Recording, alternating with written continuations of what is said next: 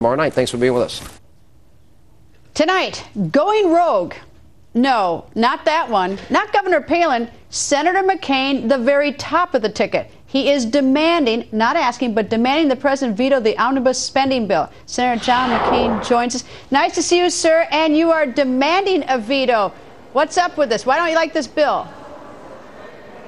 Well, I can't stand it because it's such an incredible waste of taxpayers' dollars. The bill that we just passed is 14% increase in spending over last year. Now, this is a time where average citizens, the CPI, Consumer Price Index, went down.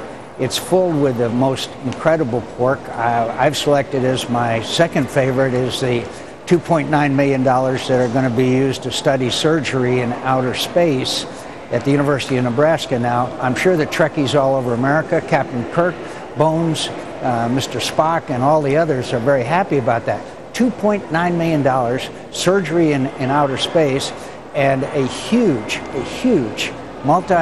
hundreds of billions of dollars. We identified $4.9 billion in pork barrel earmark projects. It's disgraceful.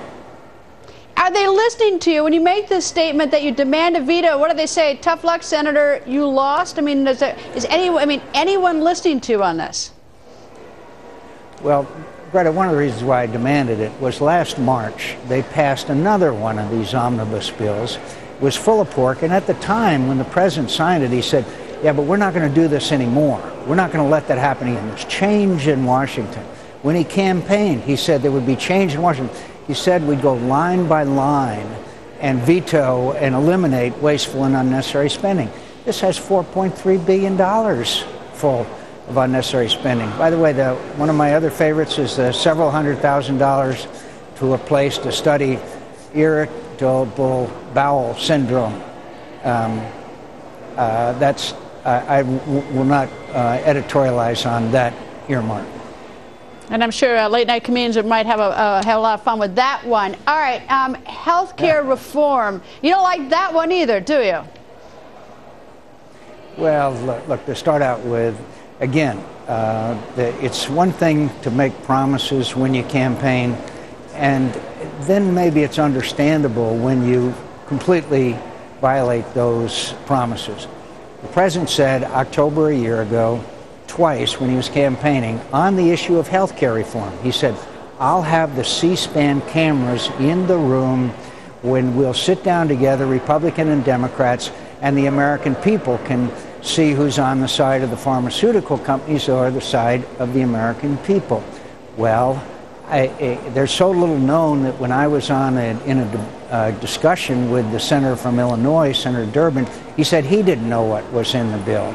And by the way, they just cut one of these really unsavory deals with pharma in order to give pharma a good deal so they'll support the bill. By the way, pharma, that's the pharmaceutical industry, has raised drug prices by 9% this year. 9%. People's prescription drug prices have gone up, while, as I mentioned before, the cost of living has gone down 1.3%. They are a bad group of people. All right, a couple quick things. Senator Durbin told you he doesn't know what's in the bill. When did he tell you that? And, I mean, under what circumstances? Because that seems like something I wouldn't want anyone to know if I were in that situation. Well, let me say I have great admiration and respect for Senator Durbin. We were having a colloquy on the floor, and we were sort of going back and forth, and I said, well, how can we really debate this when we don't know what's in the bill? Could the senator, who is the second-ranking member of the Democratic Party in the Senate, I said, could he tell me? And he said, no, he didn't know either what was in the bill. Now, here we are talking about 1/6 or 1/7 of our gross national product, about a bill that it will cause massive increases in taxes and massive cuts in Medicare and increases in spending. And after a year of discussion and debate, that nobody in the Senate except for one, Senator Reid, knows what's in the bill. Well, I'm always one beat off. Maybe some people say I'm more than one beat off. But you say you have admiration and respect for Senator Durbin. When I hear that someone who's one of the leaders in the party who's advocating a bill and he doesn't know what's in it, frankly, it's hard for me to gather a lot of admiration and respect. You use very nice terms. Then you say that President Obama, in saying that he was going to put all the debate on C-SPAN, and we actually ran shots of it from back in the campaign, and we have about 5 or 6 we ran last Friday night. You say he completely violated, which is a nice way to say, look, he was deceitful. You know, he didn't do that, and he's had the opportunity. I mean, you know, a lot of you guys use such polite words for some rather important issues. I mean, this is 1/6 of the economy. If you, you know, if you don't, you know, well, let me tell you. Go ahead. Well, let me give you a couple of points of straight talk. I resent it enormously when Senator Reid comes to the floor and accuses Republicans or compares Republicans to those who fought against the abolition of slavery. He said that. That's unacceptable. As far as the president's commitments are concerned, he made that commitment to the American people, so he didn't tell the American people the truth when he was campaigning for president. How's that?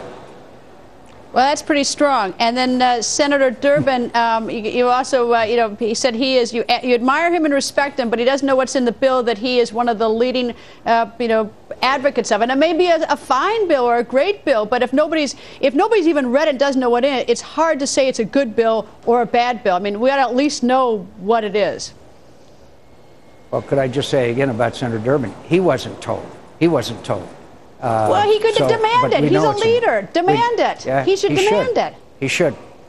He should demand it. He should have demanded it. And now they're going to the White House, and they'll come back, and perhaps the bazaar has succeeded. We really should have put outside in front of the Capitol a big tent with Persian rugs on the floor so that the bazaar would be open. All right. All right. Now, with the earmarks in this huge bill, and it's a very costly bill, the spending bill, and now we have the health care.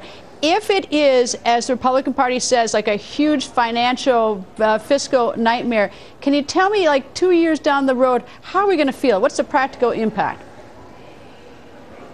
Well, I think 2 years and perhaps 20 years down the road, we're going to feel terrible because we are committing generational theft. We have a $1.5 trillion deficit this year. Spending is up, as I said, on this pork-laden bill that we just passed, up by 14% increase in spending, while Americans are out of their homes, out of their jobs, hurting in ways that they have not in our lifetimes. And so I think that that the American people are angry. I think there's a revolution going on out there, and I think that they're going to demand real change this time.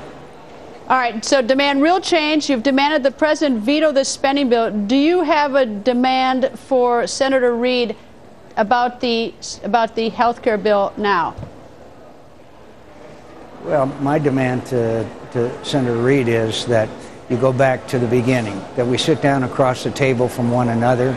We know there are things we can agree on. We know we can fix health care in America. There has never been a significant reform enacted in the history of this country that wasn't bipartisan in nature.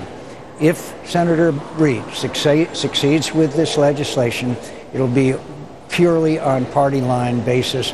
That's not what America wants from us. So what I would urgently request, Senator Reid, is we sit down together, we do the things we can agree on. We all know that cost is the problem. We want to get cost under control. They want to change the entire fundamentals of the best health care system in the world. Senator, thank you. Nice to see you, sir. Thank you.